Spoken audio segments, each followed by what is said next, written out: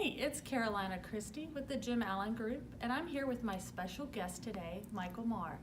Michael, please share with us a little bit of your experience, and Sure. and you're running for superintendent. Yes. For the state. Yes.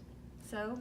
Yeah, so Michael Maher, I'm a 2020 candidate for State Superintendent of Public Instruction here in North Carolina.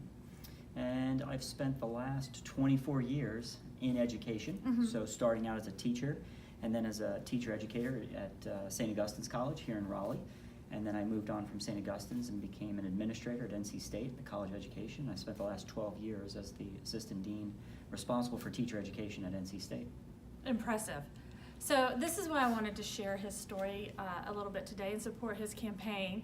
I actually met Michael at CrossFit, and he was my instructor there. And I think I have a natural talent of having a good sense of a person. And you can tell when someone's an educator because they very freely and willingly want to help other people and share their knowledge. So that was the great impression I had of you right away. But what is so important and why I think you should consider him as superintendent is because he's been an educator. He's been down in the trenches. So I think you know what teachers need, Sure. the support they need. You know what the students are lacking, where they're growing. So what are some of the changes you would make? Yeah, so I think there are a couple of things that we're really kind of hyper-focused on within my campaign. And so I'm very interested in assessment reform for one. So you hear a lot of talk about testing and accountability. So North Carolina is one of only about 16 states that still use performance grades on schools. And unfortunately, the performance grade doesn't do much more than just kind of evaluate the socioeconomic status of an area. Okay. It's not really a good indicator of school quality. There's a whole lot more that goes on within a school that we could use to determine, how high quality a particular school is. So part of that kind of assessment reform or testing reform includes allowing schools and the state to further our work in whole child education. So there is a great deal out there about what does it mean to educate children around the various pieces of various things that we think are important within a school.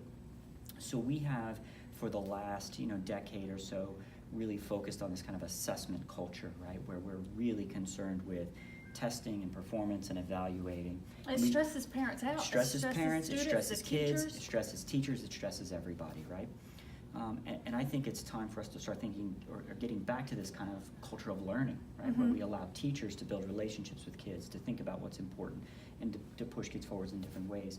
So when we think about whole child education, that means looking at things like social-emotional learning, like pro-social skills. How do we teach kids to be good team members, right? Yes.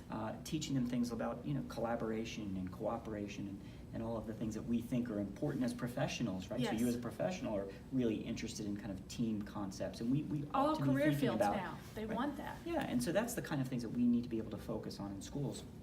And unfortunately, we don't give teachers the time to do that. And it So that's overwhelms. important. I think the testing is overwhelming. The workload for the teachers is Sure. too much. They don't have time to teach maybe some other areas or subjects that they need to maybe focus on with the students because of it. Yeah, so we tend to concentrate our efforts on the things that get assessed. And so under No Child Left Behind some time ago, we really focused on literacy and we focused on mathematics, and that's where we spend the majority of our time. And there are actually, if you follow kind of North Carolina politics now, there are several bills going through the General Assembly to eliminate a number of tests in North Carolina right now, which could be really good for us in terms of how we think about restructuring our time in schools. Wonderful. Now, I can testify as a parent who raised 3 children in the public school system in North Carolina that it was excellent. And if you're considering to relocate to North Carolina, or you currently live here, have great faith in the wonderful state and what they're doing to provide education for our students.